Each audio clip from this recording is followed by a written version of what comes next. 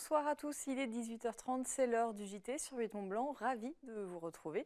J'espère que ces fêtes de Noël vous ont comblé et surtout que ça continue. Nous sommes le mercredi 26 décembre, dans l'actualité ce soir. Une réforme de plus qui ne fait pas l'unanimité au Conseil régional Rhône-Alpes-Auvergne. La majorité veut rendre les manuels scolaires gratuits pour les lycéens en les achetant directement auprès de grossistes, mais les libraires sont inquiets. Nous ferons le point avec Sébastien Germain dans un instant. Et puis une histoire de passion, de glisse et de bois. Ensuite, pour inaugurer notre série de la semaine, elle est consacrée aux fabricants de ski. Rencontre ce soir avec un artisan artiste installé en Maurienne. Mais avant, une page se tourne à Cluses. Si vous habitez la région, vous connaissez sans doute cette adresse historique du centre-ville, la mercerie au dé à coudre de Joël Morel. Depuis 30 ans, cette future retraitée gérait cette boutique située avenue Georges Clémenceau. Tissus, boutons, collants, les clients y trouvaient tout leur bonheur. Ce sera terminé à la fin de l'année. L'objectif avant le 31 décembre, jour de fermeture, vider le stock du magasin. Le local n'a pas encore trouvé de repreneur. Juliette Vincent-Seigné a rencontré Joël. Boutons, rubans, collants ou encore fermeture, la mercerie de Joël Morel, c'est un peu la caverne d'Ali Baba. Chaque pièce est rangée par couleur, taille et forme. Ça serait plutôt de la déco. Oui, ça passe du simple au sophistiqué, hein. Il y a différentes largeurs, il y a du petit jusqu'au tout grand. Le tout grand, c'est pour faire le bord des couvertures. Tandis que ceci, c'est pour de la déco, faire des nœuds ou des choses comme ça. Donc il y a tout, ou le satin ou le velours. Ici, les clientes viennent chercher un bout de tissu, un ou deux boutons. C'est d'ailleurs l'avantage des petites boutiques comme celle-ci. C'est surtout le contact avec la clientèle. Et puis donner les conseils au point de vue couture, tout ça. Parce que les gens viennent uniquement des fois pour avoir un conseil. Donc je leur explique comment mettre ci. Mais toutes les bonnes choses ont une fin. Joël va baisser le rideau de sa mercerie le 31 décembre. Après 30 années de travail, elle part à la retraite la tête remplie de souvenirs.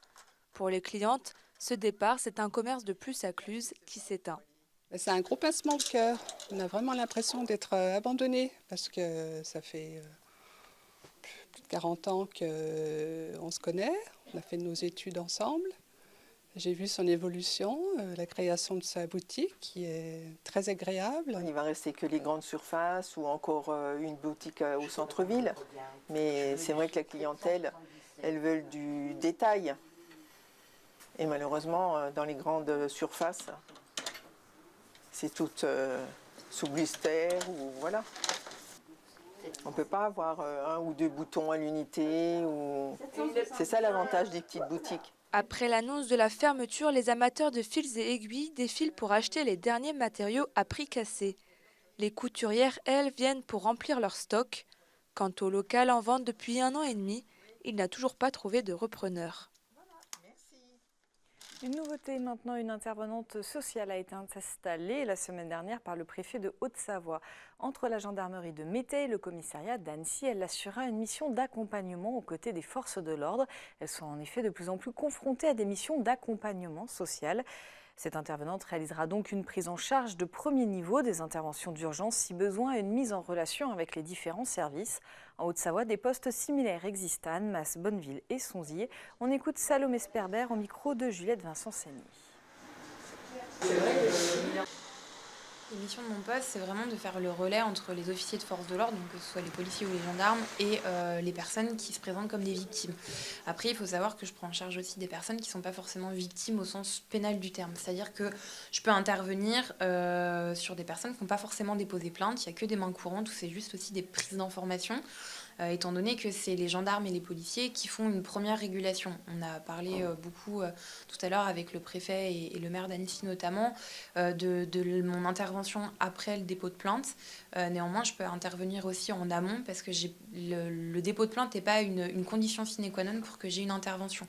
La condition sine qua non pour mon intervention, c'est que la personne se présente en brigade, donc soit en commissariat, soit en gendarmerie. Quand la personne vient me voir, en fait, moi, ma priorité, c'est savoir déjà qu'est-ce qui l'amène, quelle est sa situation, quelle situation dans laquelle elle est à un instant T, quels sont potentiellement aussi les événements qui l'ont conduit à cette situation, et surtout, qu'est-ce qu'elle attend de moi, finalement, parce que je suis pas marraine de la bonne fée, donc il me faut déjà, entre guillemets, une base de travail, au sens où j'ai besoin d'avoir des demandes, des requêtes, mais aussi j'ai besoin d'avoir un cadre sur lequel je peux potentiellement m'appuyer pour justement après mettre des choses en place, mobiliser le réseau, que ce soit au niveau social, que ce soit au niveau juridique, que ce soit au niveau psychologique aussi, des redirections vers des professionnels, notamment des collègues qui sont psychologues au sein de mon association.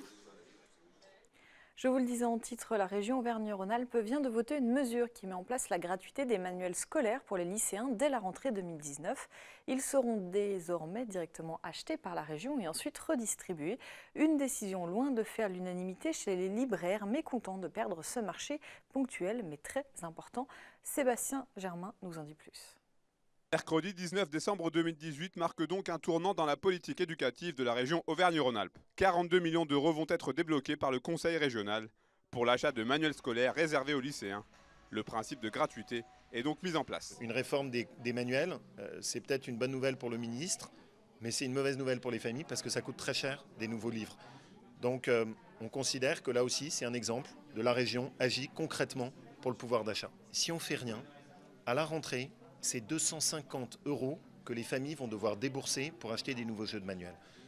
250 €, ça coûte cher à la rentrée, pour des familles qui sont déjà tellement assommées de taxes et d'impôts.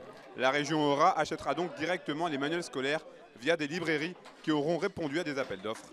Et si certaines grandes enseignes pourraient être les bénéficiaires de cette mesure, chez les libraires indépendants, cette réforme a du mal à passer. Alors, je pense qu'elle est très dangereuse pour la survie de beaucoup de libraires de la région, parce que c'est vraiment quelque chose d'important, les commandes de livres scolaires pour une librairie. C'est un moment très ponctuel dans l'année et qui fait venir beaucoup de gens dans les librairies.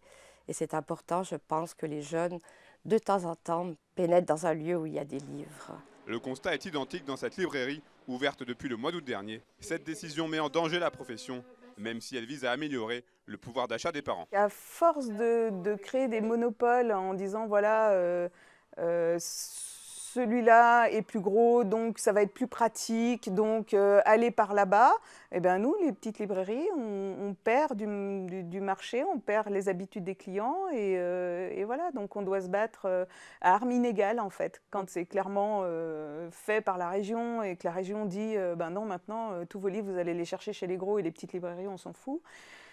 Eh bien voilà, c'est injuste. Voilà. Cette réforme concernera les manuels scolaires des élèves de seconde et première dès la rentrée 2019. Pour les lycéens de terminale, il faudra attendre 2020.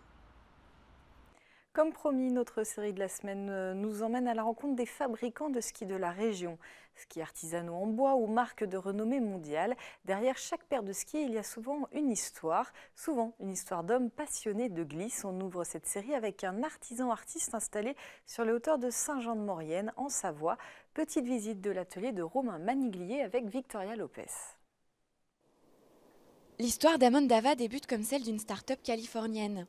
Romain a grandi les skis aux pieds. Il y a 8 ans, dans le garage de la maison de ses parents, installée dans la petite station de Montmain en Haute-Savoie, il décide de se fabriquer une paire de skis en bois.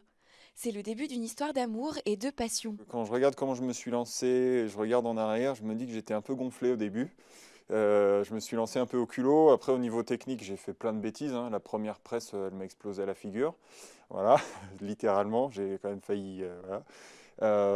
Des skis, j'ai aussi fait des erreurs. Je suis passé par les erreurs en fait. J'ai pas fait de formation dans le bois, aucune. J'ai eu une petite formation dans la marqueterie de quelqu'un qui m'a montré un peu comment faire. Pas de formation technique dans les composites, dans le ski. J'ai tout appris avec les conseils des proches, avec Internet, et beaucoup avec les erreurs en fait. J'ai fait beaucoup d'essais. Moniteur de ski, il fabrique d'abord pour son entourage et pour ses amis. Le bouche à oreille fait le reste.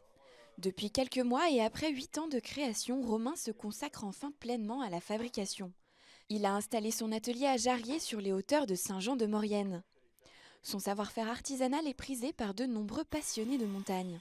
Moi, je fais que des skis personnalisés. En fait, Je fais très très peu de ski à l'avance. J'adore la marqueterie parce que même si je fais plein de fois la même paire de skis avec la même taille et le même gabarit, à chaque fois je fais une marqueterie différente.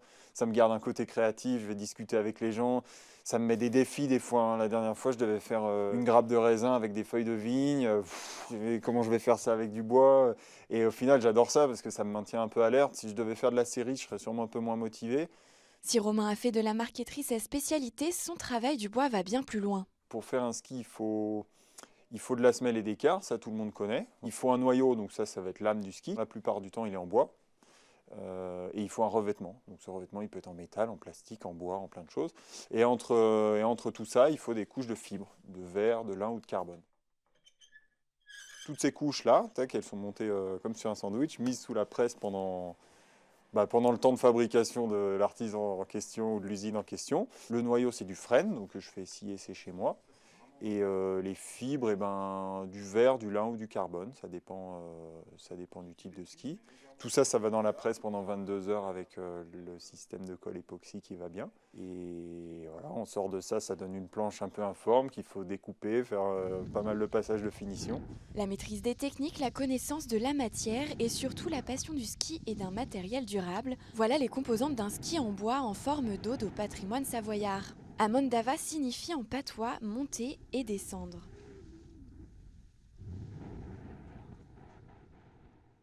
Et demain, jeudi, nous passerons les portes d'un autre atelier, rencontre chamoniarde avec le créateur de la marque Rabbit on the Roof. On se quitte avec quelques images de la station de Val Thorens où le Père Noël est allé prendre un peu de bon temps après le rush du 25 décembre et la distribution des cadeaux. On se quitte sur ces images, c'est la fin de cette édition. Merci de votre fidélité, merci à toute l'équipe. On se retrouve demain pour un nouveau JT. Passez une très belle soirée.